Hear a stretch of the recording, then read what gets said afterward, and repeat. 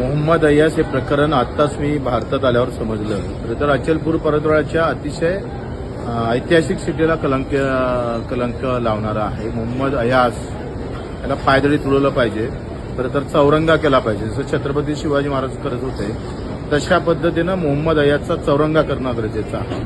मोहम्मद अय्यास, मोहम्मद म्हणजे अतिशय इस्लाममध्ये पवित्र नाव आहे. मोहम्मदला पवित्र स्थानी असं नाव दिलं गेलं जातं आणि यानं जे अपवित्र घटना केली त्याला तुडवणं गरजेचं आहे. आणि त्यासाठी आम्ही कुठलाही पक्षीय धर्मभेद न ठेवता एकत्रित होऊन वेळ पडलं तर 15 दिवसाच्या आत कारवाई झाल्यानंतर आंदोलन करू.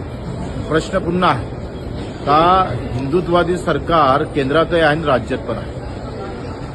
मग आता हिंदुत्ववादी सरकारमध्ये हिंदूच्याच मुली पुन्हा खतऱ्यात येत असेल तर आता काय करावं, कुणाला न्याय मागावा? म्हणजे एका इकडे बटेंगे तो कटेंगे म्हणणारे लोक गेले कुठं? तुमच्या राज्यामध्ये तुमच्याच राज्यामध्ये असे अन्याय होता आणि तुम्हीच बोंबलताय. या सगळ्या संदर्भात फडणवीस साहेब काय करताय? गुन्हेगाराची कोणती जात नसतं, त्याचा कोणता धर्म नसतो.